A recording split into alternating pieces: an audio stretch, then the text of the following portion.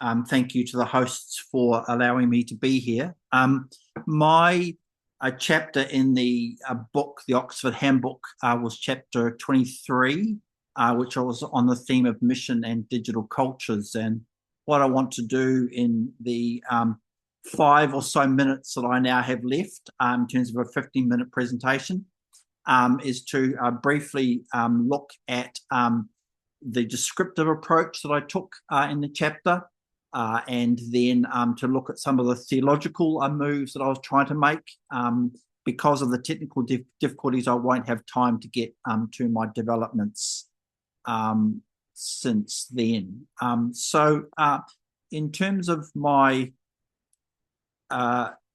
so a couple of definitions that I used. A definition of mission that I used is in relation to mission as sharing in what God is doing, and therefore what does it mean for humans to align with all of creation in expressing and seeing God's love for the world. So that's the definition that I used in terms of mission.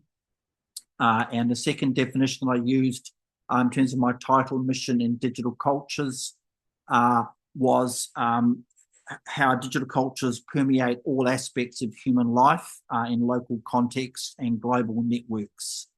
And a key theorization that I developed through the chapter was what I called this theme of mundane missiology, which sought to look at the everyday uses and understandings of technology and what it might mean for every Christian who's involved in using social media and digital technology to start to think about themselves, therefore, as involved in or participating in that mission of love, God's mission of love, which I defined earlier.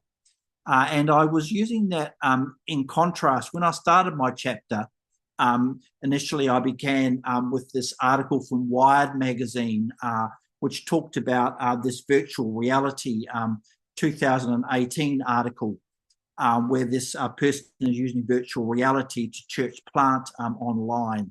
And it seemed to me as I began to work my way through the research is that there's a whole lot more to mission and digital cultures than just trying to elevate one or two amazing examples of people using technology. So in terms of my chapter, I sought to look around for examples of mission and what was happening in different places. And I used the theorization to collect the data around the 5 marks of mission, which emerged from the Anglican Communion in about late 20th century. And that framed mission in terms of actions of telling, actions of teaching, actions of tending, actions of transforming, and actions of treasuring. And it's gained quite wide respect in terms of its ability to offer a decolonial way of thinking about mission and to move it beyond just mere proclamation into a wider framework. So I used that to look for examples. And so these are some of the examples that I talk about in my chapter. I'm not going to have time to go into them because of the technical difficulties. But there were examples I found in each of the marks of mission in terms of a variety of ways that people were using technologies, digital culture technologies, in different ways to tell, with Bible reading apps, with the I Am Jesus game, and with social media sharing. Examples of teaching through Catholic Wordle, through AI prompts that were going on in the Bible. Examples of tending through Christian wellbeing apps and WhatsApp groups. Examples of transformation with social justice gaming and with digital activism around collectivism. And then examples of treasuring in terms of Lenten and season of creation apps. So my findings in summary were that it was far easier to find examples of tell and teach and tend than it was to find examples of transform and treasure. And the other thing, that finding that I realised was the theme of mundane missiology and the research around the typical gamer being a middle-aged woman, that 55% of gamers are 50 and over.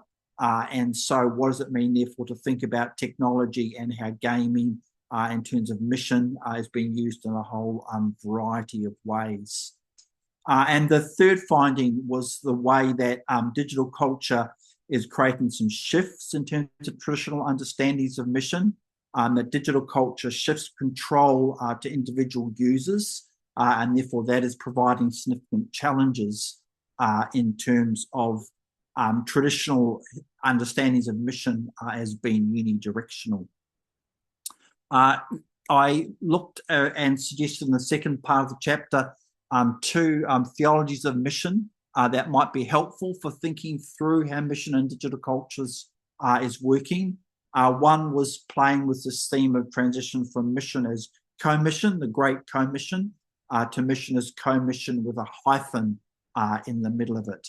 And so picking up on some work, particularly David Bosch, who re-explores and re-examines and critiques in a decolonial way what mission might mean, moving away from great commission to great co-mission, and therefore shifts from unidirectional, I will tell you what I'm thinking, to mutual participation, and shifts away from those high-profile virtual reality type frameworks into the whole people of God involved. The second framework that I found helpful was to think about a theology of mission as an abiding in divine presence, and particularly picking up on the Dato Si and some of the Catholic thinking around fraternity and fragility, and therefore what it meant to think about mission as using technology to increase a sense of solidarity with others. And so picking up on some of those frameworks. I'm aware of time, that I was asked to go for about 15 minutes, and I've lost quite a bit of time. So I'm going to pause there. And I do have some more slides if people want me to talk about where I have taken the chapter since. But in terms of honouring time, I'll pause there and see if there are any questions that folk might want to engage with me. And I'm sorry if I was brief and rushed because of the technology challenges that I had. So I don't know who's moderating the sessions, or if people have questions or comments that they want to make. Yeah, please do feel free to go ahead and ask questions either in the chat or by unmuting and asking a question. Just to say, our second speaker hasn't yet turned up. So Steve, if you would like a little more time to finish your presentation or to go over bits which you feel you've rushed, please do feel free to have a few minutes just to finish off. Okay, well then I'll take a few minutes. So the chapter that I wrote, I wrote it February 2024, which was more than 2 years ago. And I sat as a result of that thinking about transform and treasure, and what it might mean, therefore, to think more intentionally about those more weaker areas in terms of where mission was flourishing. I could find plenty of examples, as I said, of tending and teaching and telling, but far less examples of transforming and of treasuring.